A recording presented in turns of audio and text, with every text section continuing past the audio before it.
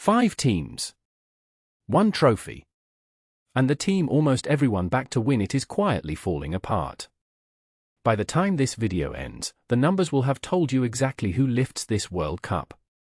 So stay with me, because 4 of these giants are hiding a crack that could end everything. Here's the truth nobody says out loud. Every team in this video has a killer flaw. France crack open in transition. Spain forgot to bring a striker. Germany simply cannot defend. Argentina is running on old legs. And England, well, England still can't break down a park bus. 5 giants, 5 flaws. Only one of them isn't fatal. Let's go find it. But first, watch what the betting markets just did, because it tells you everything. Before a ball was kicked, the supercomputer made Spain the favorite. 3 games later, that's gone. France have shot to the top of the board. Argentina, the holders, sit right behind them. And Spain? Spain quietly slid down the list. The smart money has already moved. Now let's find out if it's right. Let's start with the team everyone is suddenly backing. France. This is Didier Deschamps' last dance, 14 years in charge, 1 final tournament, and he's walking in with the deepest attack on the planet. Here's why no defender on earth can plan for it. The shape is a 4-2-3-1. And Deschamps has gone all in on it, using it in 15 of his last 20 games. 2 anchors sit deep and hold the base. Everything in front of them turns into pure chaos for the other team. And this is the move that scrambles defenders' brains. Mbappé is the striker on paper, but he drifts left and drops deep, and he drags a centre-back out with him. Into that empty space pour Olise and Dembélé, swapping between the wing and the middle, changing the question every few seconds. There's no fixed picture to defend. And the output is frankly ridiculous. A goal involvement every 71 minutes for Dembélé. Every 75 for Mbappé. Want the number that should terrify the other 31 teams? This season, 11 French players in Europe's top 5 leagues each racked up more than 20 goal involvements. 11. Deschamps wasn't choosing a team. He was leaving world-class forwards at home. And in the group stage it just clicked, with comfortable wins over Senegal and Iraq. So where's the crack? Right here.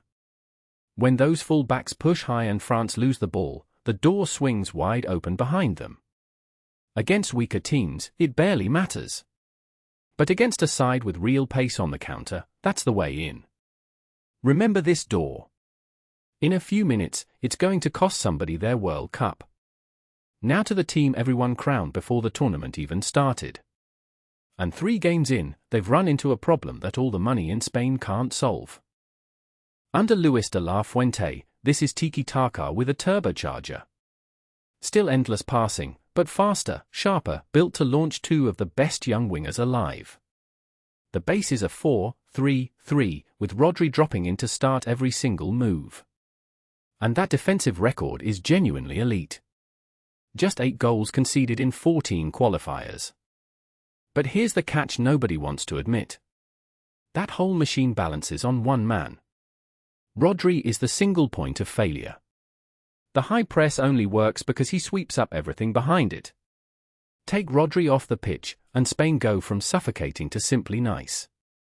The best team in the world should never hang by a single thread. Up top, the weapon is Lamine Yamal. 18 years old, and he just put up 16 goals and 11 assists in La Liga. When he's fit and cutting inside, Spain are unplayable. But fitness is the word that keeps shadowing him. And it leads us straight to the real problem. Here it is. Spain have no real number 9. They own the ball, they own the territory, and then the final, killing touch just isn't there. It showed up on day 1, the favourites held to a goalless draw by Cape Verde, a nation playing its first ever World Cup match. All that control, and nobody to finish it off. That's the whole story. Spain have the highest floor in this tournament. On an ordinary day, nobody else touches the ball. But knockout football isn't ordinary days. It's deep blocks daring you to score. And so far, Spain keep knocking on the door without an answer. Brilliant team. Wrong moment. If Spain's problem is the ceiling, this next team's problem is the flaw. And it might be the most embarrassing weakness of any contender in the field. Germany. Going forward, they're a nightmare to face. Musiala and Wuritz between the lines, Sane flying down the flank, a 7-1 demolition of Curaçao to open the group. The attacking blueprint is genuinely beautiful. And then, every single time, the other team gets the ball back. And this is the number that ends their tournament before it begins. 1 clean sheet in their last 7 games. 1. For Germany. The country that practically invented defensive control. Then their best defender, Schlotterbeck, limped out of the tournament injured, and a leaky backline got even worse. And then came the humiliation. Already through to the knockouts, Germany lost 2-1 to Ecuador. A team that had lost to Ivory Coast, drawn with Curaçao, and not scored a single goal all tournament. 40-year-old Neuer, dragged out of retirement, was at fault for the winner. But the result wasn't the real damage. The real damage was the instruction manual Ecuador just handed to everyone else. 3 steps to beat Germany. Sit deep and choke the space. Hit that high line with pace on the break. Take your chances. That's all it takes. Now, remember France's open door from earlier? Look who's waiting for Germany down the road. Mbappé, Dembélé, and Olise, sprinting straight at the line Ecuador just tore to shreds. Germany can outscore anyone on a good night. But a defense this open does not lift a World Cup. The ceiling is real, it's low, and France might be the team that proves it. Now the champions. And the most misunderstood story of the entire tournament. Everyone screams the same word at Argentina. Messi-dependence. The data says that's only half true. And the other half just might be the reason they go all the way. Tactically, this is the most coherent team in the competition, full stop. Scaloni runs a liquid formation, a 4-3-3 that melts into a 4-2-3-1 depending on the moment, with Messi parked in a zone where you simply cannot mark him out of the game. And the defense backs it all up. Just 10 goals conceded across 18 qualifiers, the best record on the entire continent. Now the dependence debate, and I'll give you both sides, because most channels only ever give you one. At this World Cup, Messi has 5 goals. The frightening part? For most of the group stage, not one of his teammates had scored a single one. As Zlatan put it, Messi isn't just Argentina's best player. He's Argentina's system. But here's what the highlight reels leave out. In qualifying, Argentina proved they can win without him. They tore Brazil apart, 4-1. They won game after game 3-0 with Messi rested. And in the final group match, Scaloni benched him, and they still beat Jordan 3-1, with other players finally on the scoresheet. The dependence is real. But it is not a death sentence. So what actually kills Argentina? Not tactics. Time. Di Maria has retired, taking their big game wildcard with him. Around 10 players are nursing knocks. And Messi turns 39 during this tournament, with at least 4 knockout games to survive in brutal summer heat. The system is built to win it all. The only question is whether the bodies last the distance.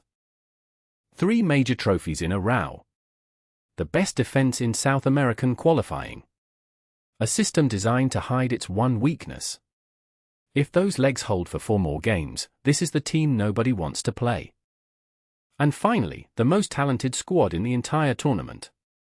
Which is exactly why this one is going to hurt.